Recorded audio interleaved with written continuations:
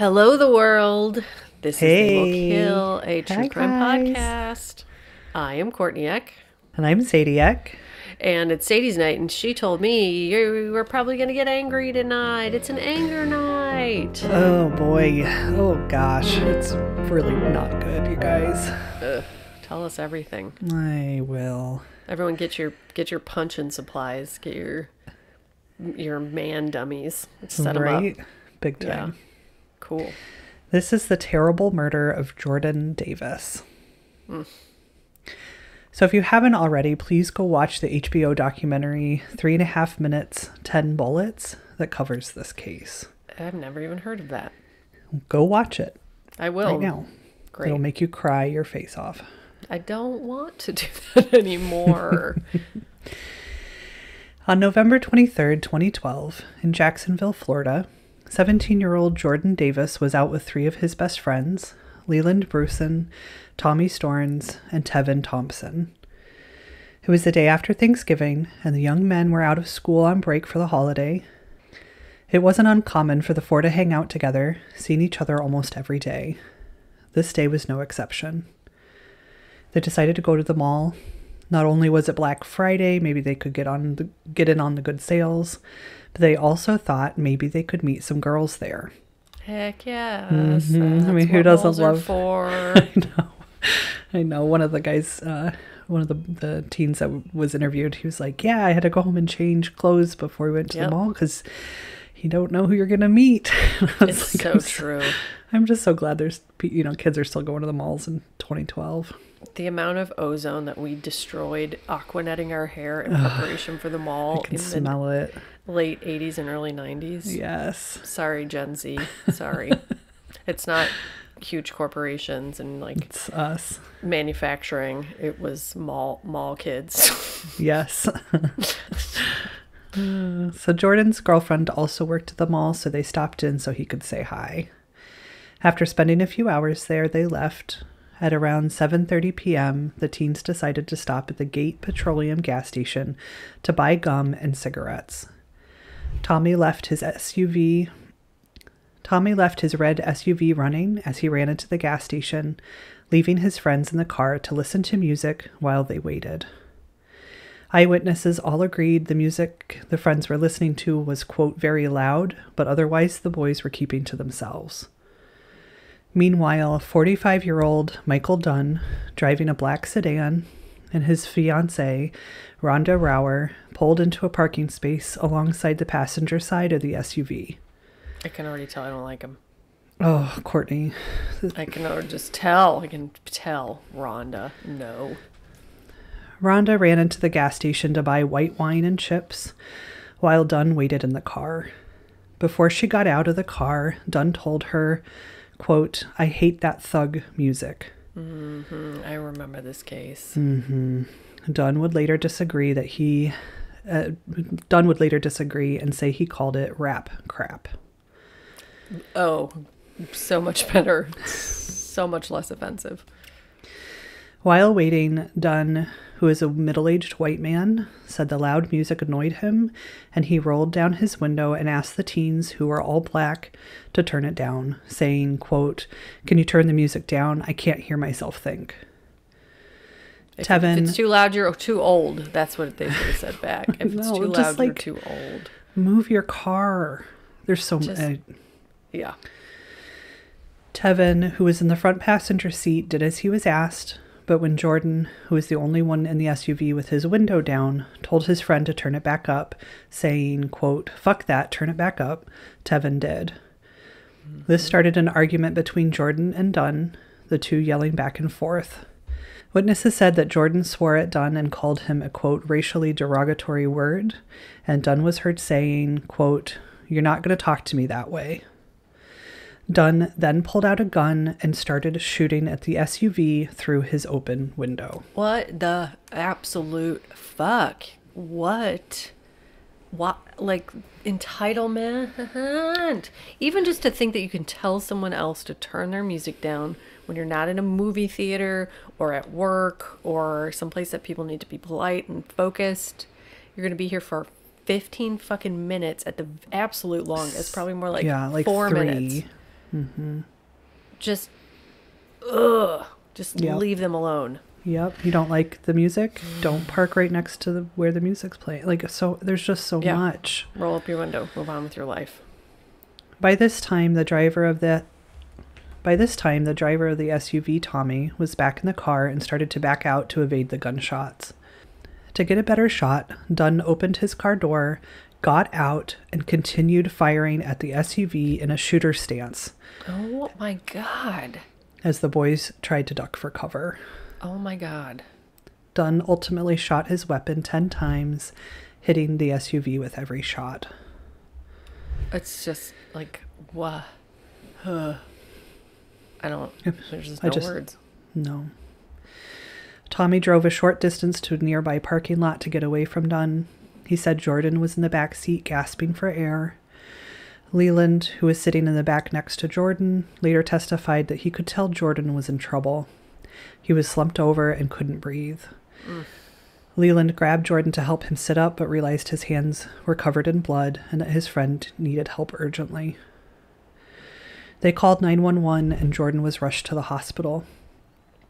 Tragically, his wounds were too severe and he died shortly after his arrival. Why does it have to happen? Why? Oh, God. It's so crazy. That is just so senseless and insane. It's like the thing that I will never, ever be able to wrap my mind around for 1 second. I know. I mean, I can. It's not true. I totally can because I know a billion fucking dudes like that. You know, we grew up with them. They think that they own everything. They think that everything belongs to them and they get to do and say whatever they want. And it's so heinous. It's so disgusting. Ugh. I'm sure you're like, ugh. Yeah, this is going to be the whole episode. Hard time, guys. Hard time. It's one of them. Like, I really haven't been this angry. I mean, we write so many stories about things, but this one just, it hits different, and it's like, if you're listening and you're conservative and you don't want to hear my opinions, probably I would say turn it off now because I can tell I'm gonna have or listen opinions. because you gotta listen. You gotta hear. You know, like if you're not gonna listen, maybe you'll listen to some two white girls. I don't know, but like hear it. You gotta hear it. We gotta protect each other. Just warning for opinions because here comes my opinions. I know. I hear you. An autopsy would later show he had suffered multiple gunshot wounds. Jordan was shot through the right side of his torso. The bullet passed through his body on a sharp diagonal, going through his liver, lungs, and heart, eventually lodging near his left armpit. He was also shot through the groin. So Jordan Davis was born on February 16th, 1995, to his parents, Lucy and Ron, in Atlanta, Georgia. They described Jordan as their miracle baby after Lucy suffered multiple miscarriages. I'm going to just cry through this whole everything. Yeah. So great. This guy's going to be super fun. Opinions and then something. Crying. I know. Yeah. So she suffered through multiple miscarriages and didn't think she would be able to have a baby. He was deeply cherished and loved by his parents, who divorced in 1998 when Jordan was 3. After the divorce, Jordan spent time traveling between Atlanta, where his mom lived, and Jacksonville, Florida, where his dad lived. His dad flew him to Florida every 2 weeks. He said he was determined to stay a huge part of his child's life. Wow. Before his murder, Jordan was a high school junior who was getting ready to start his first job at McDonald's. He was planning to save money to use to buy his first car. Jordan was described as having a, quote, $1 million smile. He loved to listen to mostly rap music, but also loved James Brown and the Temptations. His parents said they thought they'd done everything they could to protect their child. He grew up in a well-off family, lived in suburbs that felt safe. He was a good kid with good friends, and it still wasn't enough to save him. Never did they think someone would gun him down at a gas station only 5 minutes from his house. Nope, that's not something that's supposed to happen.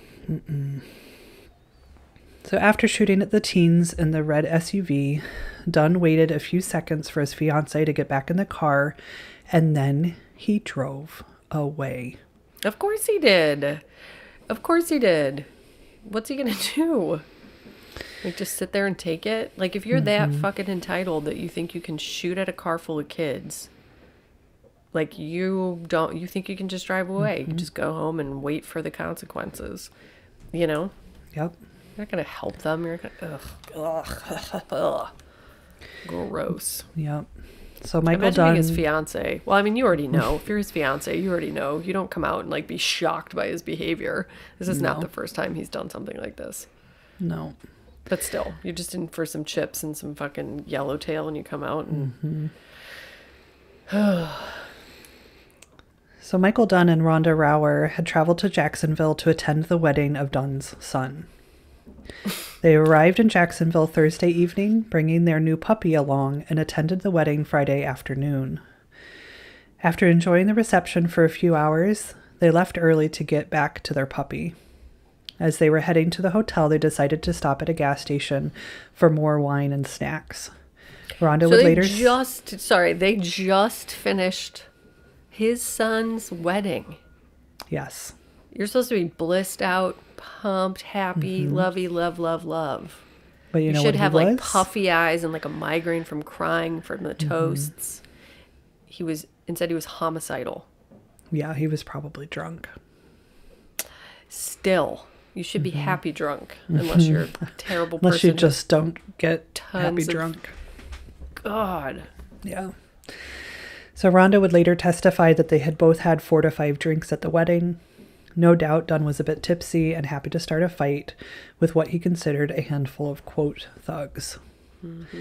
After murdering a 17-year-old boy, Dunn and Rhonda drove back to the hotel and ordered a pizza. Of course they did. Of course they did.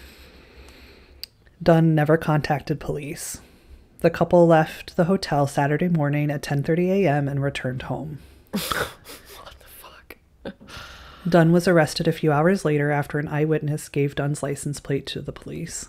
Ugh, I just like him simultaneously holding my breath and my vomit and and just having chills. I know. So during his interrogation, Dunn acted like a man who owned the place and tried to convince the investigators that he was the innocent victim, and showed more love and concern for his new puppy than the teen he had killed. He said that during the argument over the music, Jordan Davis was very agitated and angry. According to Dunn, after the music was turned down, he had rolled his window back up and was minding his own business, but when the music became loud again, he thought he heard Jordan say something like, quote, "kill him," to his friends. Oh my God. So he's saying he had his window up, Jordan still had his window down, but the music was loud, and he heard the kid say something about killing him.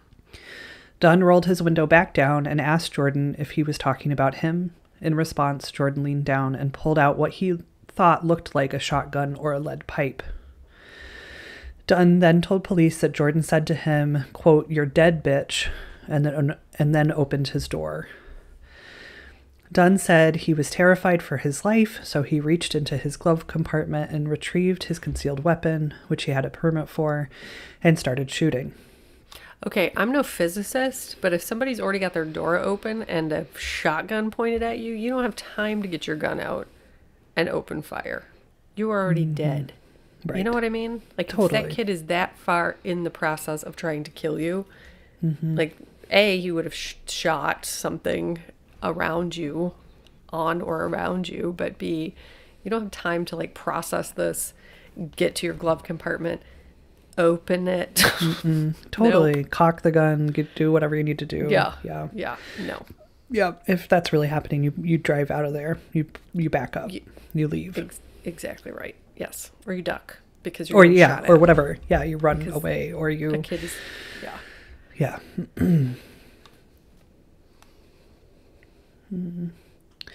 When the SUV started to drive away, Dunn said he was then scared for the teens might try to hurt Rhonda, who was still inside the gas station, so he exited his vehicle and continued to shoot.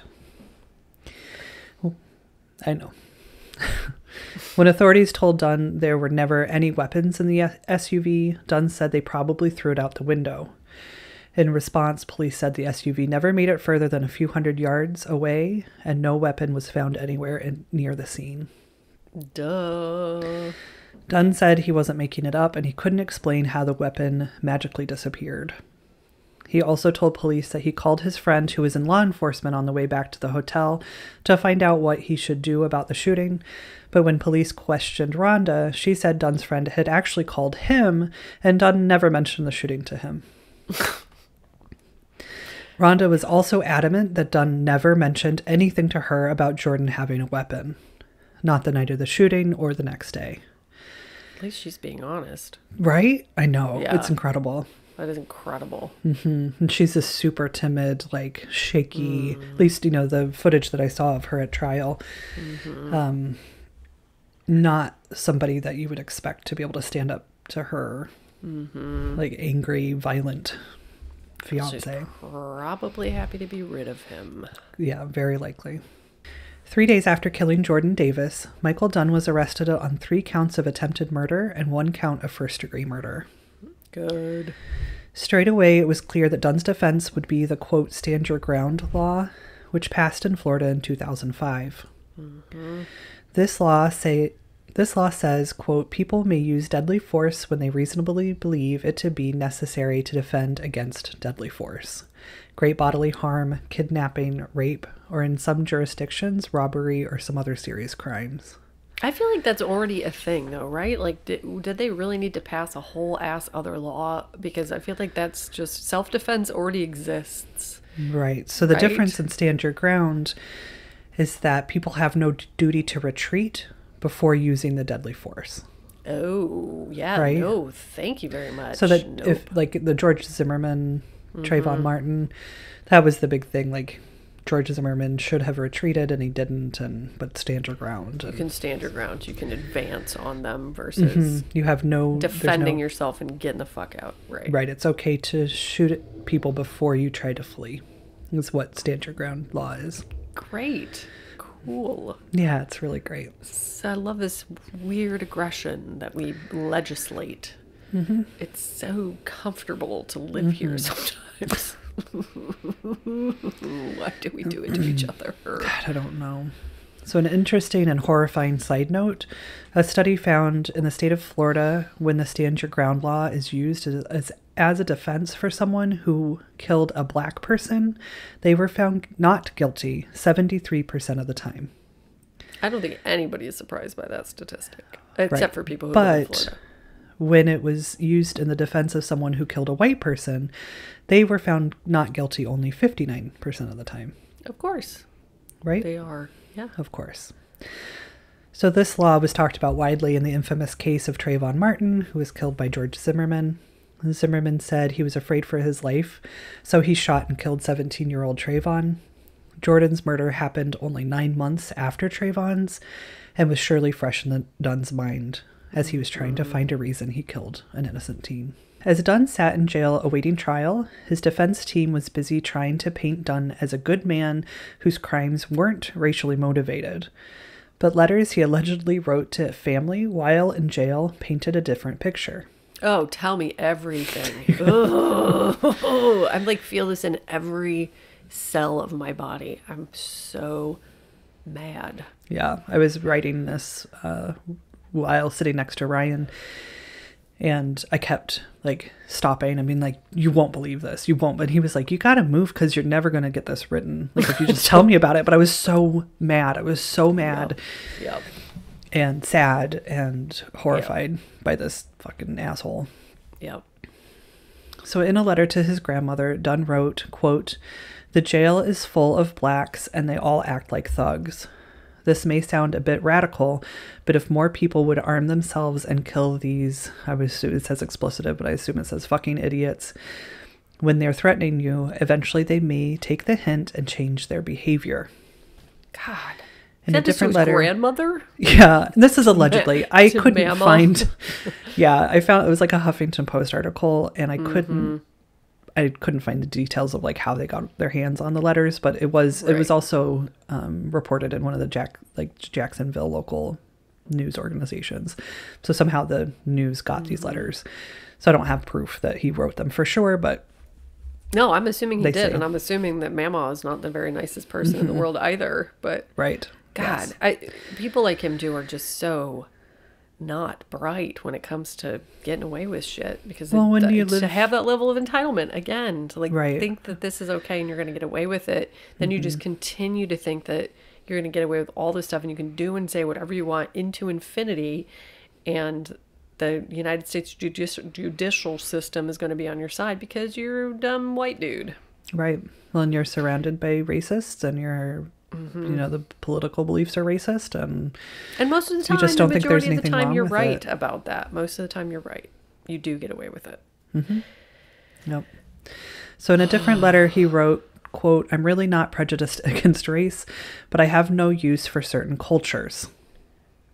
This gangster rap, this gangster rap, ghetto talking thug culture that certain segments of society flock to is intolerable. They espouse violence and disrespect towards women. The black community here in Jacksonville is in an uproar against me. The 3 other thugs that were in the car are telling stories to cover up their true colors." He also really let the liberal media have it by painting him as a bad guy. Quote, "I'm not getting much in the way of sympathy from the press. They're a bunch of liberal bastards. They seem to have a lot of racial guilt, or at least the prosecutor's office does. The jail here is almost all black prisoners. You'd think Jacksonville was 90% black, judging by the makeup of the folks in jail here. My fear is that if I get one black on my jury, it will be a mistrial, as I am convinced they will be racially biased." I don't even know what to do with, like, what is that? What is that, like, the way that people like him have learned how to talk about things like this? That's just this, like, wild, hypocritical, like, wonderland.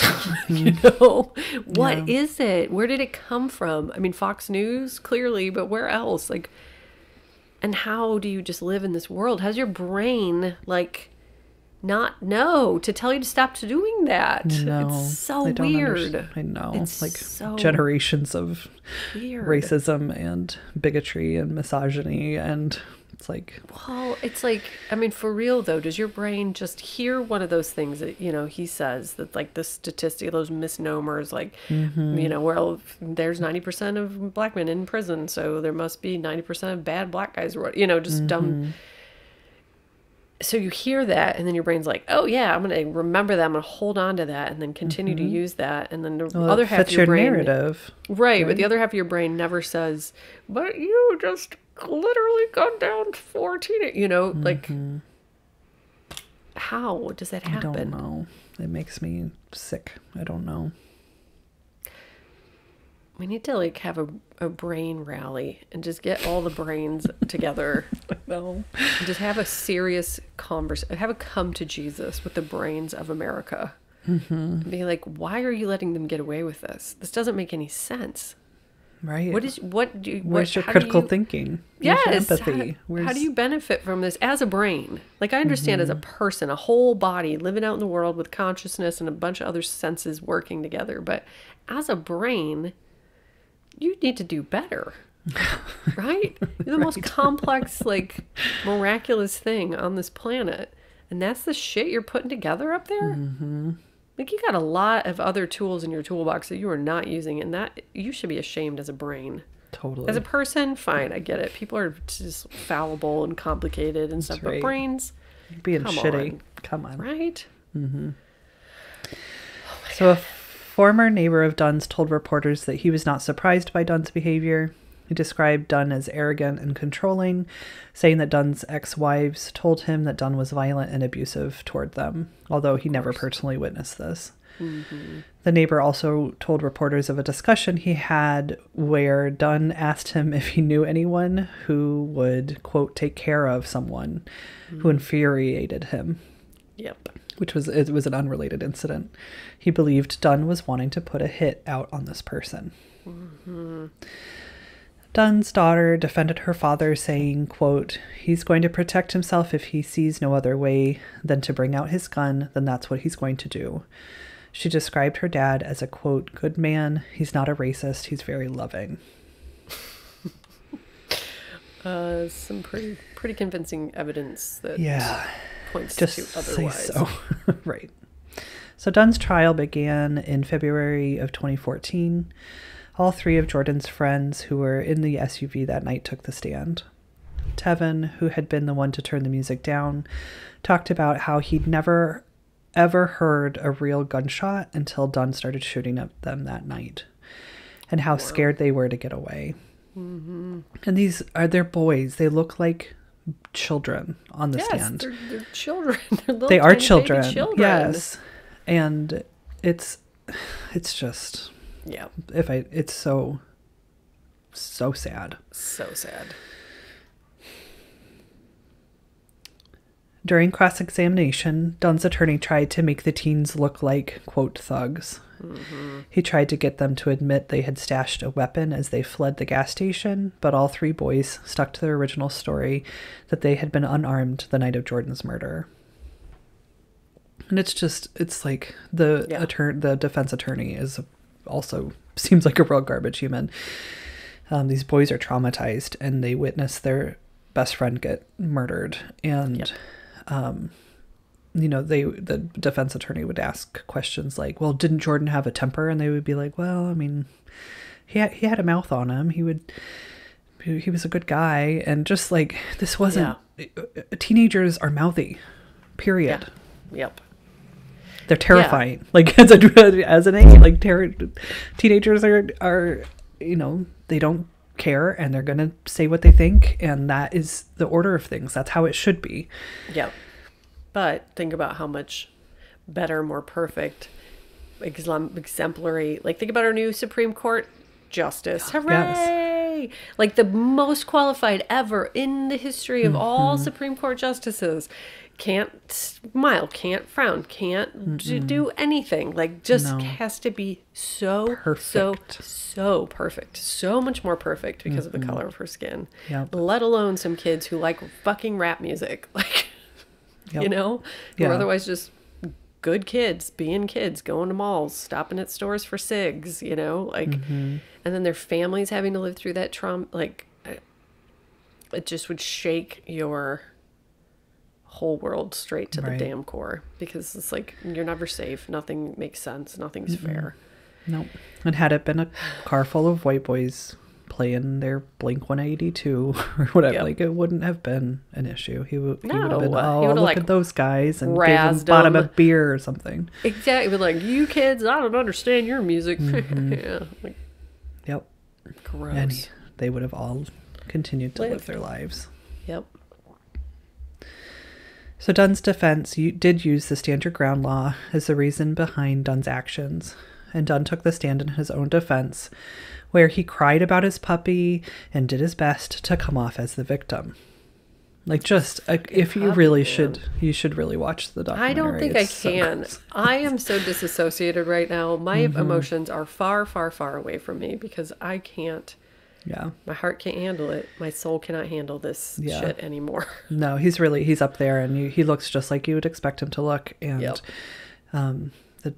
his defense lawyer is like, tell us about your puppy. Well, his name is Charlie, and he was like our baby. And like, oh, why are we talking about this puppy? This puppy has nothing to do with anything. No. So he stood by his story that Jordan threatened to kill him and reached down to the floorboards and pulled up what looked like a shotgun. Dunn then said Jordan opened his car door and said, quote, "This shit is going down now."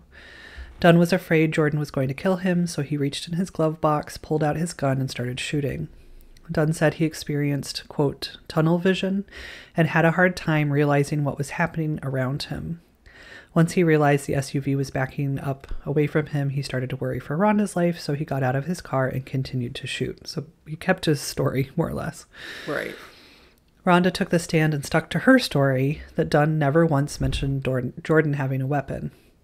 Dunn told her he shot at the boys because he was afraid for his life, but he never said he thought the teens were armed.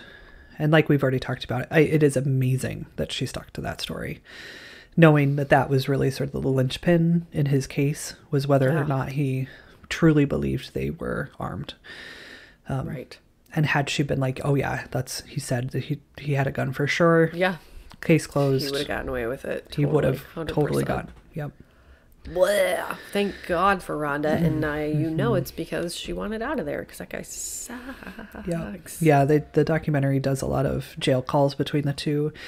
And he's just like, he's such a creepazoid. And she would be like, well, we should just talk. He'd be like, I just want to get home and make sweet love to you. And then I'm going to la la la. And she'd be like, we should talk about that another time. Like, did not want to talk about it. So prosecutors had an expert witness take the stand and show that the way the bullets entered the SUV and Jordan's body, that the SUV door had been closed, and that Jordan had ducked down to try and protect himself from the gunfire. There was never any evidence that he had opened the door to approach Dunn in any way. No surprise. Yep. Nope. In closing arguments, Dunn's defense lawyer read the stand your ground law to the jury, while prosecutors reminded the jury that Jordan and his friends were not menacing thugs looking for someone to kill, but teens at the start of their life out on a Friday night. Dunn did not have to shoot those boys. No. He got angry. He got angry when Jordan didn't do as he said and had the audacity to talk back, so he decided to teach them a very deadly lesson. Yep. He decided to take his life. Yep. Yep. So during deliberations, Dunn said he felt very confident the jury would find him not guilty. He just couldn't fathom how anyone could put a guy like him in prison for the rest of his life. Yep. He was a good guy. Yep.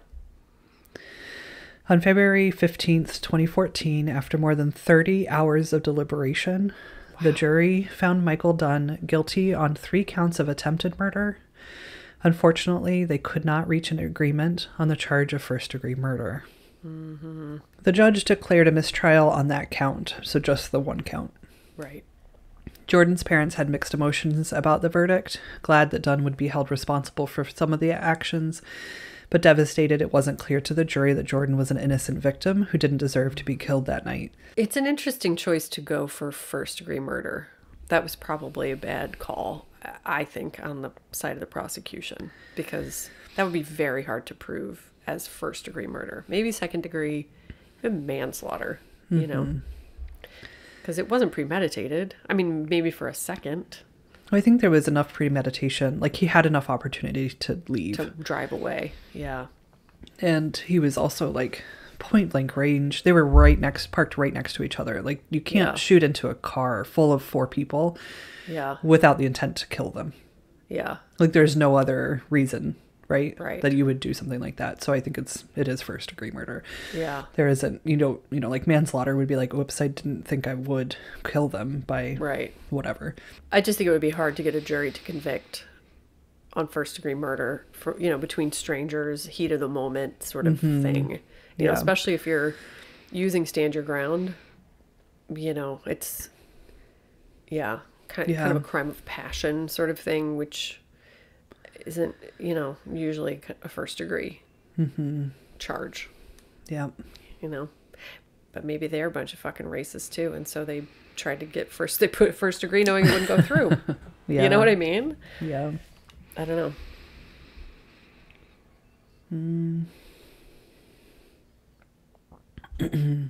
So Jordan's family was also dreading having to sit through another trial.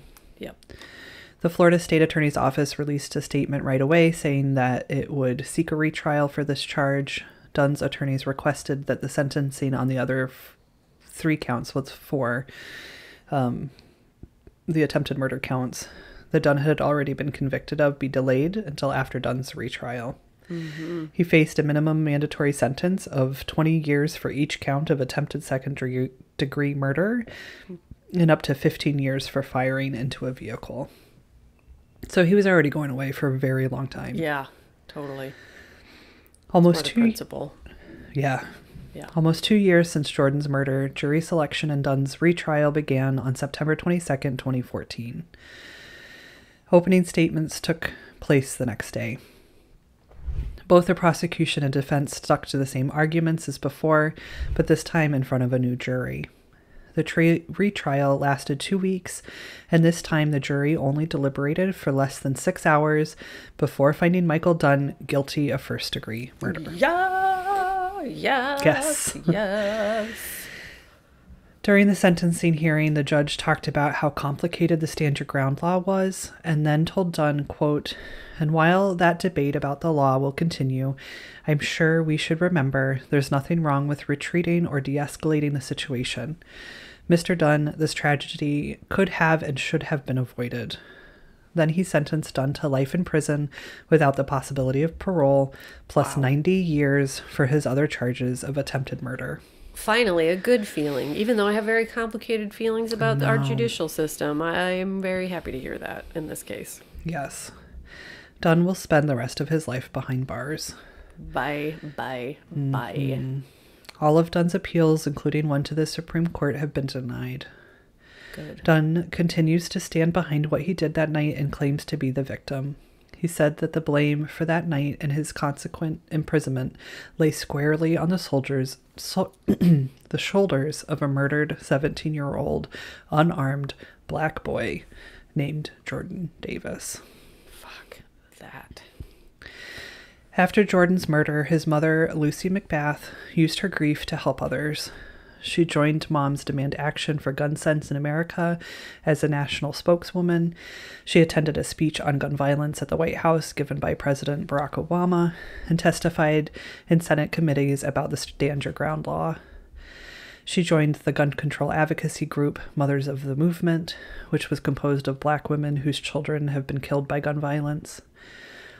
6 years after Jordan's murder, Lucy ran for Congress in Georgia's 6th congressional district, which, side note, it used to be held by Newt Gingrich. Wow. No shit. Wow. Yes. So she ran in 2018. Her platform included the reform of gun laws. She defeated the Republican incumbent, Karen Handel, winning 50.5% of the votes. In 2020, she defeated Handel once again in a rematch to win re-election to a second term. Good for her. It's amazing. Wow. She will never stop fighting for justice, not only for Jordan, but for the countless other Black boys and men that are needlessly murdered because of the color of their skin. Ugh, here comes the emotions. I thought I could keep them out of here. This is Well, just sucky. buckle up. No! I know. I thought we were done. I thought We are wrapping it up. almost. Jordan's father, Ron, said his life had been shattered by the loss of his son. Quote, Quote, "I held my son in my arms at the hospital and kissed him for his last goodbye. You see, I gave him his first kiss when he came into this world, and I could never imagine giving him his last kiss."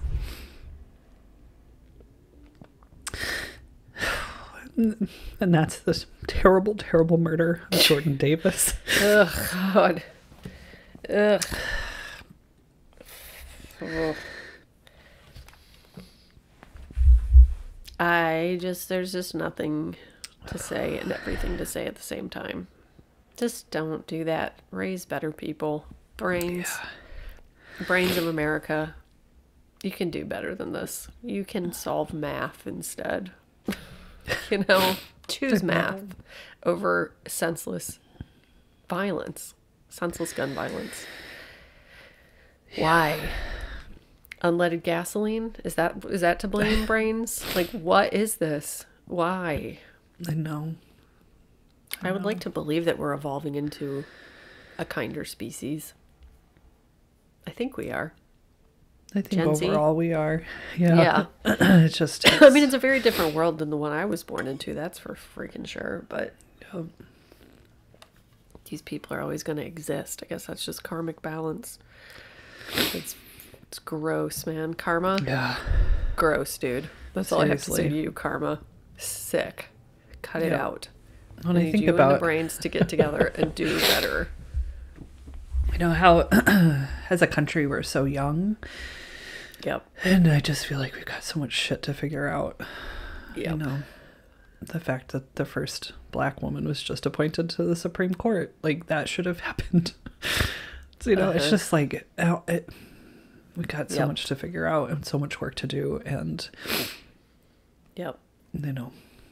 Yeah, I had a very interesting conversation with a Danish fella last weekend, and it was a first generation Polish guy, a Danish guy who's lived in like Thailand, the Ukraine, London, Brooklyn, my Thai friend who's from Thailand.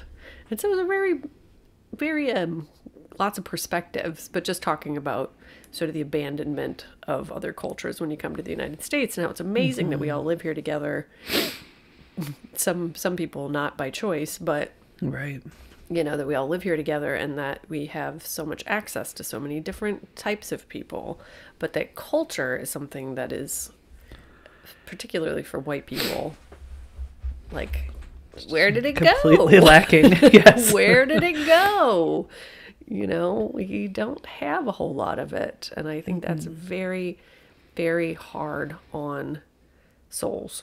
I think souls want some place to go, and when you don't give them a place to go, they create a place to go, and a lot of the time it's like a trauma response and not a positive thing. And so I don't know what the answer is to that. You know, like, being a gay person is awesome because gay culture fucking rules, and we have each other, and we have so much to share and so much to like commiserate on, and you know, it's wonderful. It's lovely. I can't imagine my life without it, honestly. You know, I have creative community. Like, I have lots of, as a white person, I have a fair amount of community. This community that we've built with the podcast is phenomenal, but you know, if you ask me what my culture was, I don't know what I'd say. Like, oversized shirts. I don't know. You know, like dancing and doing poppers. Like, I don't do poppers, but that's, you know, like, I've done them. I've done them once, and I've done them. They're weird. Anyway, don't do poppers. That's such a weird drug. Anyway, yeah. Well, I've said it. I think we've talked about it before here too. It's like, I wish that I wanted to go to church because that's where you get community, and like, you could build like I don't know if that would be considered culture, but you have something to identify as, and it's absolutely why, you know, white supremacy and they're building this hateful culture, but they have a place to belong, and people who believe the same as they do, and precisely the internet, the dark web, 8chan, like, those are all very seductive places for people who have nowhere else to go. Meanwhile, on the left, we're like, you do everything wrong, and here's how you do it wrong, and you're wrong, and nothing is ever good enough. And so we hate you. Like, including our own selves. It's just like, okay, but you're not wrong, but also, like, why should I participate in this forever? You know? Yeah. So well, my heart just, it's broken for Jordan and his family, and I'm so sorry. So unbelievably sorry. That sucks. Yeah. Our children are so precious, and to be able to say, like, I know you're like, that child isn't precious, is just, oh boy. I know. Just any single human person saying that about another human person. Right. And feeling like this concept that we are better than, that we are, like, it's just so weird. It's very, like, capitalistic America to think that we can, like, dominate each other is bizarre. Like, bosses, the idea of being a boss of someone at a job is so weird to me. You know, I own a company, and the second I took over the company, I was like, there's no bosses. There's no, like, when you're done with your job, just go home. But I'm the boss of you still, right? Fuck that. But you know what I mean? It's so weird. Totally. And we're just it is. It's terrible. You can boss me. You can tell me what to do and then give me money for it. That's so weird. Oh, it's all so weird. Yeah. Yeah. Nobody's better than anybody else, period. You might be a little stronger, a little smarter, a little snappier dresser, but it doesn't give you domination over another person. You should just feel good about that within your own self. Right. And leave everyone else out of it. They don't have anything to do with that. Nope. Or the opposite also. If you don't have anything, if you're dumb and ugly and stupid and mean, keep that to yourself too. you know? Right. You Like, do you away from you are just still inside precious. yourself. Yes. Yes. You're still, it's not your fault that society Yes. set up these weird standards that you don't fit into according to them. They're not true. It's all fake. To figure it out. Yeah. Well, goodbye now. Enjoy your come sob back fest, again. America and the world. Thanks for watching. Yeah. Thanks for nothing, Sadie. I'm so sorry. Goodbye.